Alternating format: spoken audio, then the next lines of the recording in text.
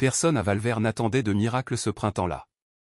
Certainement pas dans ce village usé jusqu'à la corde par une sécheresse qui n'en finissait plus, par des querelles de clochers aussi tenaces que le lierre sur les vieux murs, et par une érosion lente et insidieuse de la foi. La terre craquelée du lit de la rivière ressemblait aux rides profondes sur le visage des anciens, et les feuilles des platanes, habituellement si vertes et généreuses, pendaient, grises de poussière et recroquevillées de soif. La foi, autrefois le ciment de la communauté, s'était effritée, laissant les cœurs aussi arides que les champs.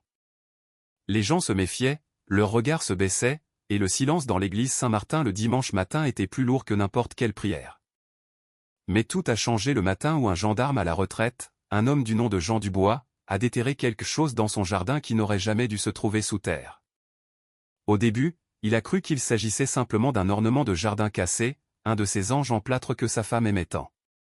Puis la terre a glissé, révélant un visage familier, un visage sculpté avec une tendresse et une tristesse si poignantes que les mains de Jean se sont figées en l'air. C'était la Vierge Marie, enterrée, préservée, attendant son heure. Et c'est alors que s'est produit l'inexplicable. Une brise légère, portant un parfum de rose si intense qu'il semblait presque liquide, a traversé le jardin. Pourtant, le ciel était d'un gris de plomb et chaque rosier du village avait rendu l'âme 2 saisons auparavant, leurs branches noires et épineuses comme des squelettes. Plus tard, les gens débattraient sans fin de ce qui s'était réellement passé. Certains diraient que ce n'était qu'une coïncidence, un caprice du vent. D'autres chuchoteraient que c'était un avertissement divin. Mais ceux qui étaient là, ceux qui ont senti cette caresse parfumée sur leur visage, ont su que quelque chose avait commencé ce jour-là. Quelque chose que le ciel avait mis en mouvement bien avant que Jean Dubois ne saisisse sa pelle. Ce qui allait suivre secourait le village tout entier et ramènerait à la vie des cœurs enterrés depuis longtemps. Jean Dubois avait toujours été le genre d'homme en qui les gens avaient confiance. Pendant 30 ans, il avait porté l'uniforme de la gendarmerie de Valvert, arpentant ses rues pavées, séparant les bagarres à la sortie du bistrot, calmant des adolescents en pleine crise, et se tenant aux côtés des familles qui venaient d'entendre la pire nouvelle de leur vie. Il était solide. Il était juste. Mais sous cette carapace, quelque chose s'était brisé il y a bien longtemps. Tout a commencé la nuit où il a perdu sa femme, Monique, d'une crise cardiaque foudroyante. C'était elle, la croyante du couple, la femme qui égrenait son chapelet sur le banc du jardin chaque soir, qui glissait des images pieuses entre les pages de ses dossiers, qui allumait un cierge pour chaque gendarme blessé en service. Après sa mort, Jean avait rangé son chapelet dans un tiroir et fermé toutes les portes qui lui rappelaient Dieu. Pendant 20 ans, il a évité l'église. Le père Raymond a bien tenté de le contacter plus d'une fois, mais Jean lui donnait toujours la même réponse, avec un respect distant. « Mon père, j'ai vu trop de mal pour croire encore au bien. » Et d'une certaine manière, le village entier ressentait la même chose. Valvert n'était plus le havre de paix qu'il avait été. Des voisins qui partageaient autrefois le poulet du dimanche se disputaient désormais pour des limites de propriété et des droits de passage. De vieilles amitiés s'étaient fracturées à cause de petites politiques locales. 2 familles ne s'adressaient plus la parole depuis des années à cause d'un litige foncier. Même la paroisse s'était clairsemée. Les bancs autrefois remplis de voix chantantes résonnaient maintenant d'un silence pesant. Les gens disaient que c'était l'époque. Peut-être l'économie. Peut-être la sécheresse. Peut-être l'érosion lente du lien social. Mais en dessous de tout cela, il y avait quelque chose de plus profond, une sorte d'épuisement spirituel que personne ne savait nommer. Jean le ressentait plus que quiconque lorsqu'il marchait dans son jardin aux premières lueurs du jour. Après sa retraite, il avait pensé que la paix reviendrait enfin, mais il ne ressentait qu'un vide immense dans sa poitrine, un creux que ni le café, ni les corvées, ni les longues journées à réparer des clôtures ne pouvaient combler. Sa maison de campagne était trop silencieuse, son cœur trop lourd. Puis est arrivé le matin qui a tout changé. Il avait décidé de réparer une vieille section de la clôture derrière sa propriété. Rien de spécial, juste une tâche qui le remettait à plus tard. Avec une pelle sur l'épaule et la terre encore humide de la pluie nocturne, Jean se dirigea vers le fond de son jardin, ne pensant à rien d'autre qu'à des poteaux en bois et des clous. Mais en creusant le premier trou, sa pelle heurta quelque chose de solide, quelque chose qui ne sonnait ni comme une pierre ni comme une racine. Le choc produisit un bruit sourd, presque creux. Jean fronça les sourcils, se pencha, creusa plus profondément. La terre s'écarta, et il la vit. Une courbe lisse de pierre blanche, refroidie par des années passées sous terre. Il la caressa de son pouce. La forme devint plus claire, le pli d'une robe, la courbe douce d'un visage. Et soudain, sans crier gare, un souvenir l'inonda. Monique, priant le « Je vous salue Marie », à voix basse, sa voix douce et constante. Jean déglutit difficilement, car ce qu'il venait de découvrir n'était pas seulement de la pierre. C'était le début de quelque chose que son village, malgré toutes ses blessures, avait oublié comment espérer. Jean n'a appelé personne au début. Il est resté là un long moment, agenouillé dans la terre humide, fixant ce visage de pierre qui semblait trop paisible, trop délibéré pour avoir été enterré par accident. Les yeux sculptés étaient baissés, les mains délicatement jointes sur sa poitrine. Les plis de sa robe semblaient intacts, comme si le temps n'avait eu aucune prise. Et pourtant, elle avait été sous terre. Qui sait depuis combien de temps? Il se força finalement à se relever, époussetant la terre de son pantalon. Ce n'était peut-être rien de plus qu'une vieille statue de dévotion que quelqu'un avait jetée il y a des décennies. Peut-être que la pluie et l'érosion l'avaient amené sur sa propriété. C'était l'explication rationnelle, celle à laquelle il se fiait le plus après une vie de gendarme. Mais les explications rationnelles ne viennent généralement pas avec un parfum de rose flottant dans l'air froid après la pluie. Il essaya d'ignorer cette partie, se concentra sur la finition de la clôture, se disant qu'il déterrerait la statue plus tard, qu'il la porterait peut-être au bureau paroissial, qu'il demanderait aux voisins. Mais le destin avait d'autres plans, car alors qu'il retournait vers la maison, quelqu'un l'observait à travers le portail en grillage, sa voisine, Monique Leroux, une veuve connue pour arroser son jardin à des heures impossibles. « Jean », appela-t-elle, « je vous ai vu agenouiller là-bas. Tout va bien ?» Il hésita, se demandant s'il devait lui dire, mais Monique était persévérante. Elle s'approcha, plissant les yeux comme une femme qui en avait assez vu dans la vie pour savoir quand quelque chose d'inhabituel se produisait. « Qu'est-ce que vous avez trouvé ?» Jean expira lentement. « Une statue, dit-il en essayant de paraître désinvolte. On dirait la Vierge Marie. » Les sourcils de Monique se haussèrent. « La Vierge Marie, ici ?» Il hocha la tête. « Enterrée juste sous la clôture. » Monique ne répondit même pas. Elle poussa simplement le portail et traversa son jardin comme si c'était le sien. Quand elle arriva à l'endroit, elle s'agenouilla, le souffle coupé. « Oh, mon Dieu, Jean, ce n'est pas juste une statue. » Sa voix tremblait. Elle a l'air ancienne. Vraiment ancienne. Et ce fut le moment où tout s'emballa. Monique appela sa sœur. Sa sœur en parla à quelqu'un de la paroisse. Quelqu'un de la paroisse le raconta à la caissière de l'épicerie Durand. Et en moins de 2 heures, des gens passaient devant le jardin de Jean, prétendant chercher leur chien ou vérifier la météo. Les petits villages ont une façon de propager les nouvelles plus vite que les ondes radio. En fin d'après-midi, les gens ne faisaient plus semblant.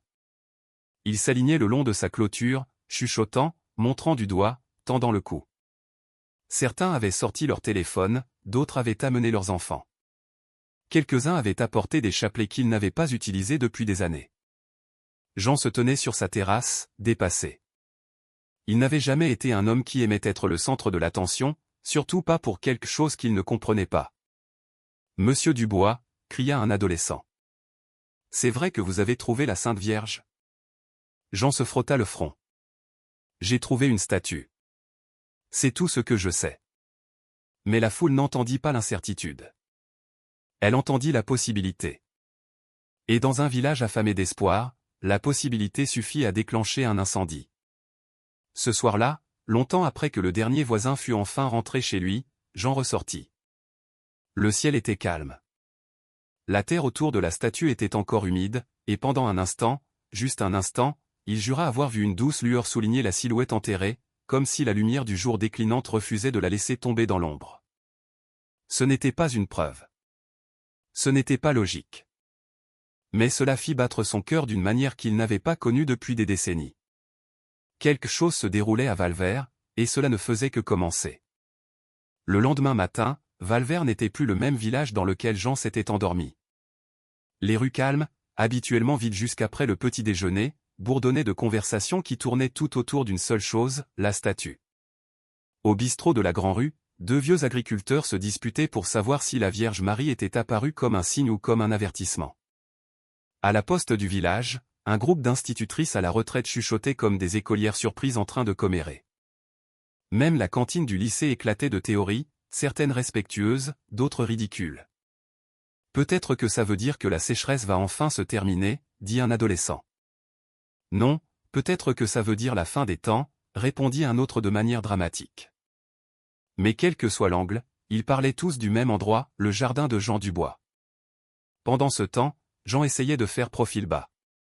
Il sortit pour aller chercher le journal du matin et, le temps d'arriver en bas de son perron, un homme d'une cinquantaine d'années habitant 3 rues plus loin arriva en trottinant.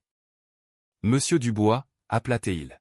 « Ça vous dérangerait si je jetais un petit coup d'œil » ? Juste un coup d'œil ? Jean se figea, le journal à moitié plié. « Un coup d'œil à quoi » ? L'homme sourit d'un air penaud. « Vous savez. » « La statue » Jean soupira. « Pas maintenant. Je suis encore en train de voir ce que je vais faire. » L'homme hocha la tête respectueusement, mais 5 minutes plus tard, 2 autres voisins se présentèrent. Cette fois avec un thermos de café, au cas où Jean aurait besoin de compagnie. En fin de matinée, il réalisa qu'il était impossible d'éviter l'attention. Valvert avait faim de quelque chose, n'importe quoi qui pourrait le sortir de la lourdeur qui s'était installée ces dernières années. Et maintenant, cette faim s'était accrochée à la possibilité d'un miracle. Une journaliste locale, Chloé Moreau du Courrier de Valvert, frappa à sa porte peu après midi. Amicale mais persistante, elle tenait un carnet dans une main et un petit appareil photo dans l'autre. « Monsieur Dubois, dit-elle, j'ai entendu dire que vous aviez trouvé quelque chose d'extraordinaire. Seriez-vous d'accord pour en parler ? » Non, répondit-il rapidement. Pas avant que je comprenne ce que c'est. Mais les gens disent. Je sais ce que les gens disent, l'interrompit-il, sans méchanceté. Mais je ne suis pas prêt à ce que cela devienne un spectacle. Chloé l'étudia, puis hocha la tête, acceptant sa limite. Mais même elle ne pouvait cacher sa curiosité. Si vous changez d'avis, le village apprécierait d'y voir plus clair, même quelques mots. Quand elle partit, Jean retourna dans le jardin, enfin seul. La terre s'était légèrement tassée pendant la nuit, encadrant la statue comme un berceau naturel. Les yeux sculptés semblaient plus doux, les mains jointes presque accueillantes. Jean déglutit. Il se sentait observé, non pas d'une manière effrayante, mais d'une manière qui lui rappelait sa femme allumant un cierge pendant les orages quand il était encore en patrouille. Quelque chose dans cette statue semblait insuffler la paix dans l'air, et cela, plus que tout, l'effrayait, car la paix était la seule chose qu'il n'avait pas ressentie depuis des décennies. Le deuxième après-midi, Jean réalisa qu'il ne pouvait pas gérer seul l'attention. Chaque heure amenait plus de visiteurs, des voisins curieux, des catholiques non pratiquants, de jeunes parents poussant des poussettes, même un homme qui prétendait avoir étudié la théologie en ligne et avait donc un avis d'expert sur les statues de Marie enterrées. Jean avait besoin de conseils, de vrais conseils. Alors il appela la seule personne qu'il avait évitée pendant des années, le père Raymond. Le prêtre arriva peu après le coucher du soleil, sa vieille Renault 4 crissant sur le gravier à côté de la maison de Jean. Maintenant septuagénaire, le père Raymond marchait en boitant légèrement, séquelle d'une vieille blessure au genou, mais son esprit était vif et ses yeux s'adoucissaient chaque fois qu'il parlait de la foi. « Jean, salua-t-il chaleureusement, j'entends dire que vous avez agité notre petit village tranquille. » Jean fit un geste vers le jardin. « Je n'ai rien agité du tout. J'ai juste creusé un trou. » Le père Raymond gloussa. Parfois, Dieu travaille avec des pelles ordinaires. Ils marchèrent ensemble jusqu'à l'endroit. L'air du soir était frais et calme. Le prêtre s'agenouilla lentement, effleurant du bout des doigts le bord exposé de la statue. Son expression changea, passant de la curiosité à la révérence. « C'est remarquable, murmura-t-il. Le travail, la conservation. Elle semble intacte. » Elle était enterrée, répondit Jean. Elle ne devrait pas avoir l'air en pire état ? Si, dit doucement le père Raymond. Bien pire. Il examina la statue de près, notant les détails sculptés avec soin, l'inclinaison délicate de sa tête, le chapelet drapé à son poignet, le léger tracé d'étoiles le long de son manteau. Ce style, ajouta-t-il, ressemble aux statues faites pour les petites chapelles de mission à la fin du XIXe siècle. Valvert en avait une, bien avant que notre église actuelle ne soit construite. Jean fronça les sourcils. Alors, elle pourrait venir de cette chapelle ? C'est possible, dit le prêtre. Il y a de vieilles histoires sur un glissement de terrain qui a détruit la mission. De nombreux objets ont été perdus. Peut-être que cette statue en faisait partie. Pendant qu'il parlait, un parfum subtil emplit l'air, faible mais indubitable. Des roses, encore. Le père Raymond inspira brusquement. Vous sentez ça? Jean hocha la tête à contre-cœur. Je l'ai senti 2 fois. Il n'y a pas un seul rosier à 1 kilomètre à la ronde. La voix du prêtre baissa d'un ton. Jean, ces choses ne signifient pas toujours des miracles, mais elles appellent à l'attention, à la prière, au discernement. Il posa une main douce sur l'épaule de Jean. Pour l'instant, laissez-la où elle est. Je reviendrai demain avec une petite équipe de la paroisse pour aider à tout documenter correctement. Et Jean. Oui, mon père? S'il vous plaît, ne fermez pas votre cœur à cela trop vite. Jean ne répondit pas.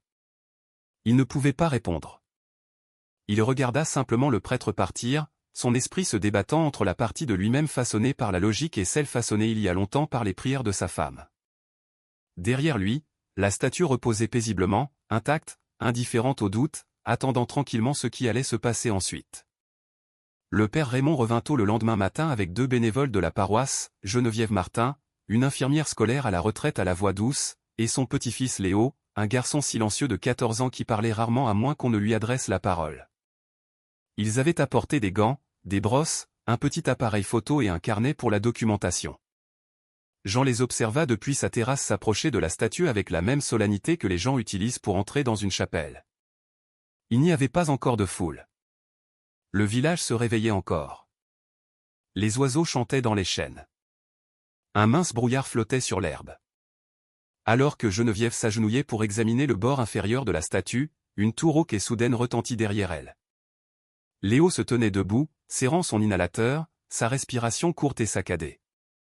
Il est comme ça depuis ce matin, dit Geneviève en s'excusant.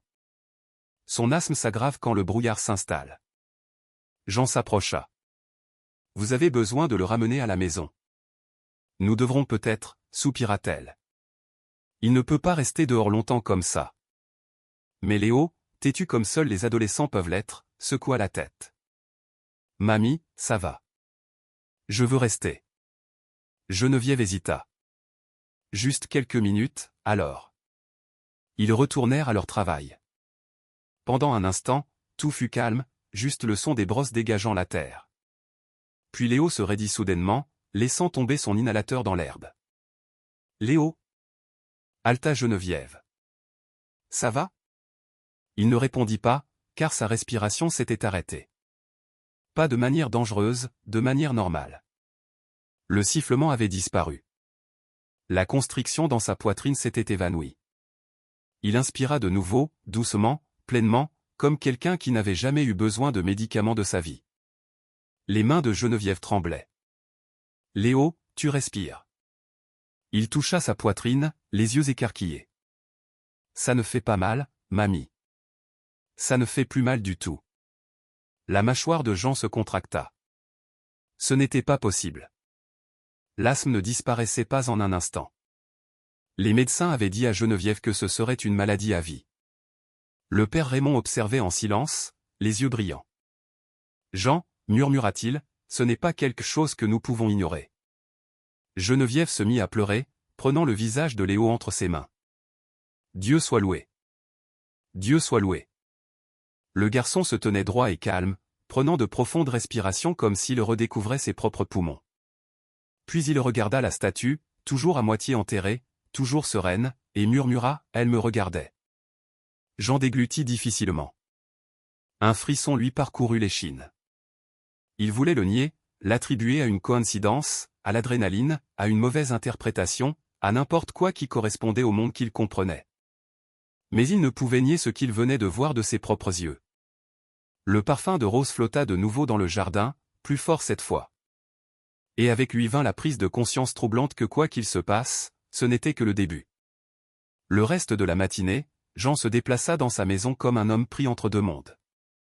Le monde auquel il faisait confiance, construit sur la logique, l'épreuve et la procédure, et un nouveau monde qui s'immisçait dans sa vie avec une odeur de rose et le son d'un garçon respirant librement pour la première fois. Il essaya de se distraire avec des corvées. Il nettoya les comptoirs de la cuisine, balaya la terrasse, réorganisa même sa boîte à outils, tout pour calmer les pensées qui s'entrechoquaient dans son esprit. Mais quoi qu'il fasse, une image revenait sans cesse devant lui, la poitrine de Léo se soulevant doucement, facilement, après des années de lutte pour respirer. Finalement, il renonça à faire semblant.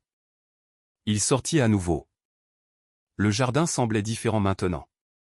La statue, encore à moitié émergée de la terre, semblait attirer la lumière du matin vers elle, adoucissant les ombres autour de son manteau. Et quand Jean s'approcha, une chaleur s'agita en lui, un sentiment qu'il n'avait pas connu depuis que sa femme était en vie. Monique aurait cru à ça sans hésiter une seconde, marmonna-t-il pour lui-même. Il se souvint de la façon dont elle priait pour lui, surtout pendant ces années difficiles dans la gendarmerie.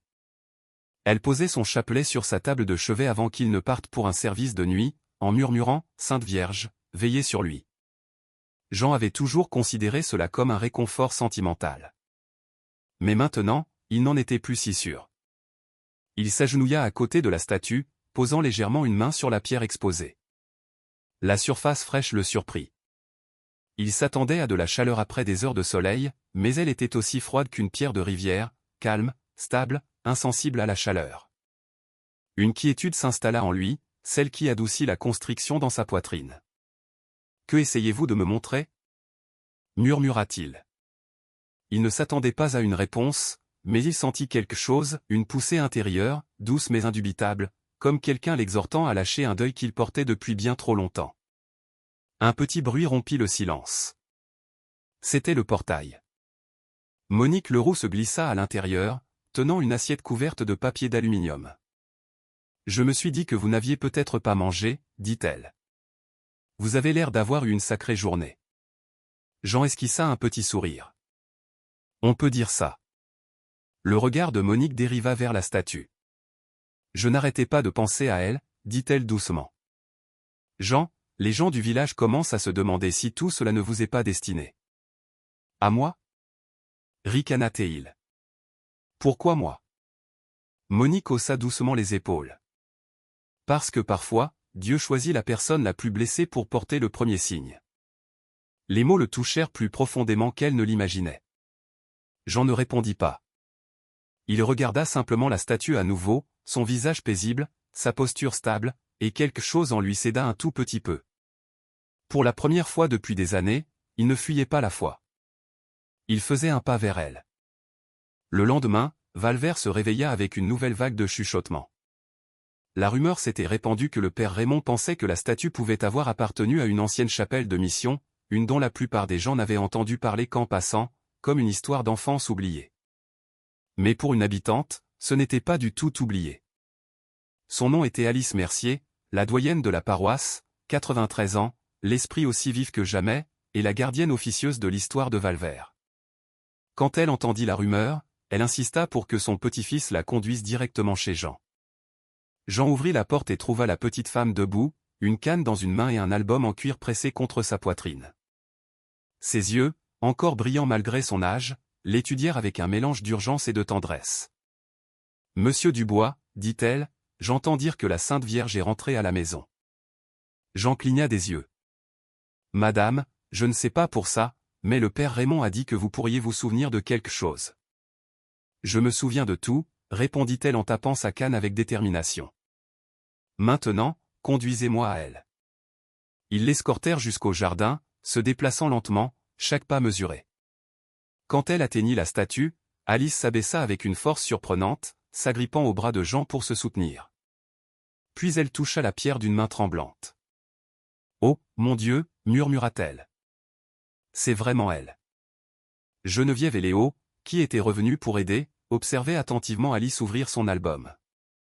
À l'intérieur se trouvaient des photographies jaunies, des cartes dessinées à la main, des coupures de journaux, toutes méticuleusement préservées. « Ce village a été construit autour d'une petite chapelle de mission », expliqua-t-elle. Fondée en 1887 par des prêtres itinérants. Elle n'était pas grandiose, mais les gens l'aimaient, et ils aimaient cette statue. Elle montra une vieille photographie, un cliché en noir et blanc d'un jeune prêtre debout à côté d'une statue identique à celle du jardin de Jean. « Elle nous protégeait », dit Alice.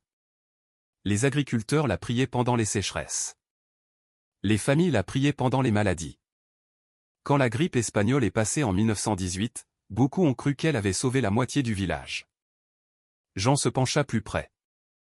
Alors, que lui est-il arrivé? L'expression d'Alice s'assombrit. Il y a eu un glissement de terrain en 1935. De fortes pluies. Toute la colline a cédé et a enseveli la mission. Certains ont essayé de récupérer la statue, mais le sol était instable. Ils l'ont cru perdue à jamais. Léo murmura, alors, elle est restée sous terre pendant près de 90 ans. Alice hocha la tête. Et maintenant, elle refait surface chez vous. Jean déglutit difficilement. Pourquoi ici? Pourquoi maintenant?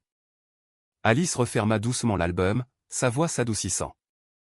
Parce que Valvert a oublié qui il était, et parce que le ciel envoie des rappels quand nous en avons le plus besoin.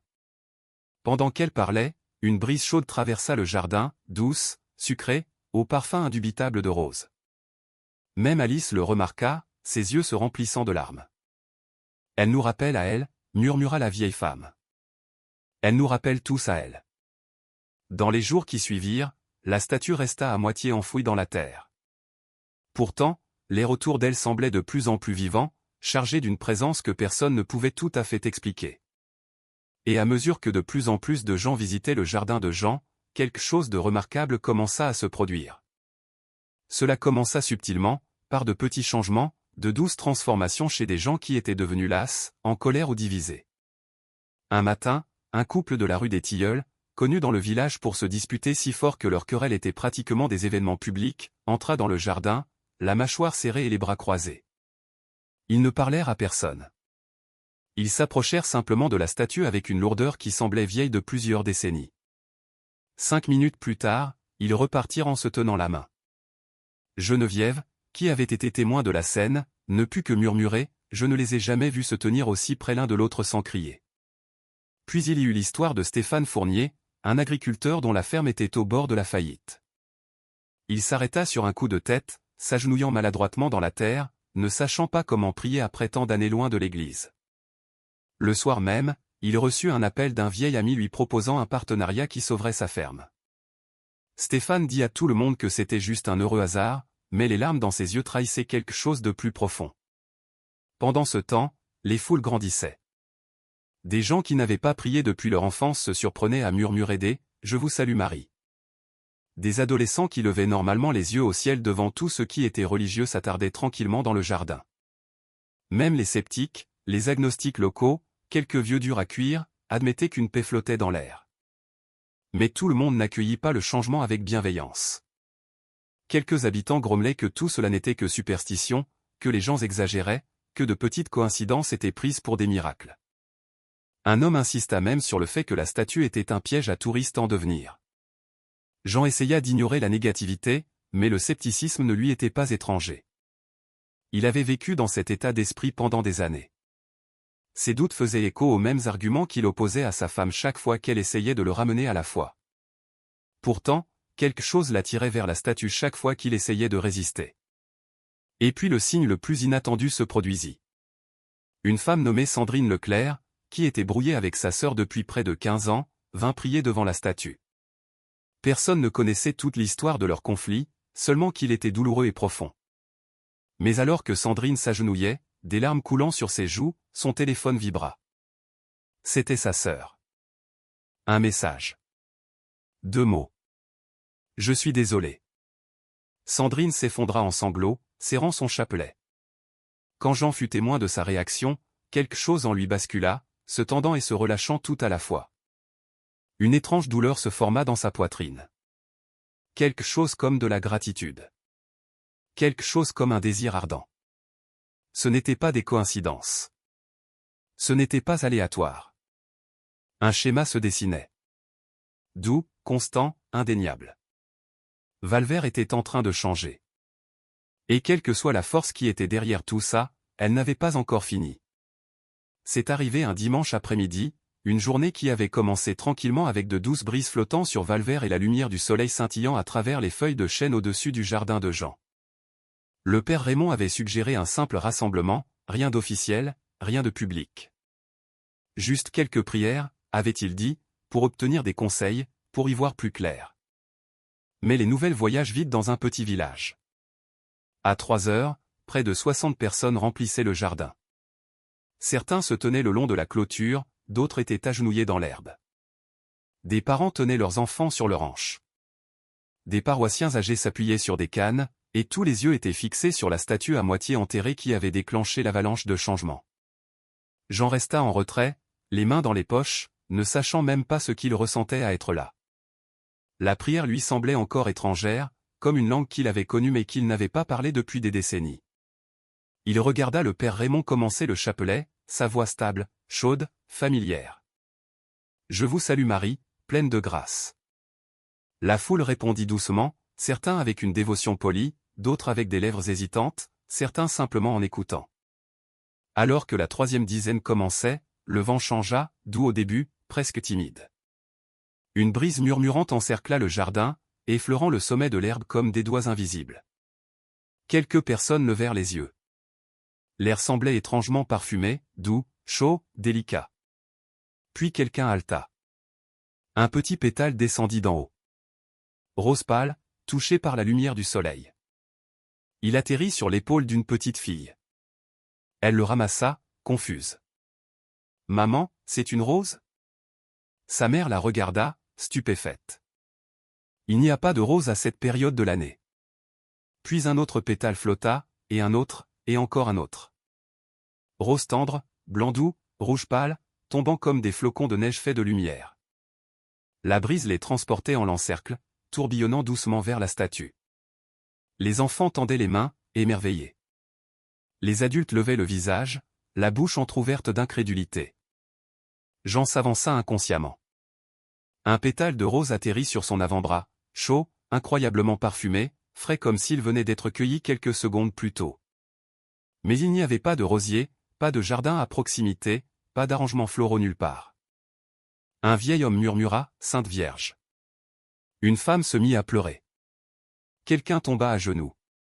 Et Jean qui avait enterré sa foi au même endroit profond où il avait enterré son chagrin, sentit quelque chose se briser en lui, non pas douloureusement, mais plutôt comme une porte verrouillée qui se fissurait enfin, laissant entrer le premier rayon de lumière. Il regarda la statue, les pétales rassemblés à ses pieds comme attirés par une force invisible. Ses yeux sculptés restaient baissés, sereins, doux, constants. Le vent se calma, les pétales se posèrent, le silence tomba. Puis le père Raymond parla, la voix tremblante. « Mes amis, le ciel nous parle, et elle nous appelle à la maison. » Jean déglutit difficilement. Il n'était pas prêt à le dire à voix haute, mais pour la première fois en 20 ans, il croyait. Si la pluie de rose fut le moment qui remua Valvert, ce qui se passa 3 jours plus tard fut le moment qui le fit éclater. Cela commença tranquillement, comme la plupart des miracles. Jean était assis sur sa terrasse, sirotant un café tiède, essayant de digérer tout ce qui s'était passé. Les pétales de rose étaient encore éparpillés autour de la statue, préservés comme de délicats rappels que l'impossible avait touché la terre derrière sa maison. Il était perdu dans ses pensées quand le portail grinça. Un homme entra, large d'épaules, la soixantaine, avec une barbe grise et un froncement de sourcils profond gravé en permanence sur son visage. Son nom était Pierre Bernard. Et depuis plus d'une décennie, il méprisait Jean Dubois. Pas légèrement, pas passivement, mais ouvertement. L'amertume remontait à une vieille affaire de gendarmerie, une affaire où Pierre croyait que Jean avait mal géré l'enquête sur la mort de son neveu. Les preuves n'avaient jamais étayé les accusations de Pierre. Mais le deuil peut être aveuglant, et le deuil de Pierre s'était transformé en une rancune permanente. Ils ne s'étaient pas parlé depuis 12 ans. Ils ne s'étaient pas tenus à moins de 3 mètres l'un de l'autre depuis près de 10 ans. Pourtant, Pierre était là, entrant dans le jardin de Jean sans prévenir. Jean se leva lentement, les muscles tendus. « Pierre, dit-il prudemment. Qu'est-ce qui t'amène » Pierre ne le laissa pas finir. Il regarda par-dessus l'épaule de Jean, droit vers la statue. « Elle voulait que je vienne, dit-il d'une voix rauque. Jean fronça les sourcils. « Qui » Pierre pointa du doigt d'une main tremblante. « Elle. » Avant que Jean ne puisse répondre, Pierre s'approcha de la statue. Ses pas étaient inégaux, incertains, comme un homme approchant quelque chose qu'il craignait et dont il dépendait en même temps. « Je ne sais pas ce qui se passe, » murmura Pierre, s'agenouillant sur de vieux genoux raides. « Mais depuis des jours, je sens cette pression sur ma poitrine. Pas une douleur. plutôt comme quelqu'un me disant que je dois arrêter de garder de la haine dans mon cœur. Jean se figea. Pierre continua, la voix brisée. Je suis venu ici pour te dire quelque chose que j'aurais dû dire il y a des années. Il déglutit. J'avais tort. Sur l'affaire. Sur le fait de te blâmer. Sur le fait de laisser la colère tout gâcher. Ses épaules tremblaient. Je suis désolé, Jean. Je suis tellement désolé. Le monde sembla s'arrêter pendant un long moment. Aucun des deux hommes ne bougea. Même le vent n'osa pas interrompre. La gorge de Jean se serra. Il avait imaginé ce moment un millier de fois, mais jamais comme ça. Jamais avec une telle sincérité, jamais avec une statue de la Vierge Marie observant silencieusement depuis le doux berceau de la terre. Je te pardonne, dit enfin Jean, le mot le surprenant lui-même. J'ai porté ce poids, moi aussi, pendant trop longtemps. Pierre inclina la tête, et quelque chose d'inexplicable sembla se soulever de l'air autour d'eux, comme une tension qui se brise, un nœud qui se desserre, une vieille blessure enfin autorisée à respirer.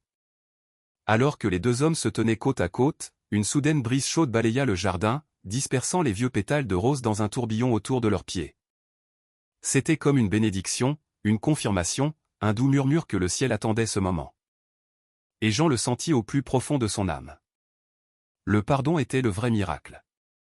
Cette nuit-là, longtemps après que Pierre fut rentré chez lui, plus léger, plus libre, presque méconnaissable, Jean resta dehors.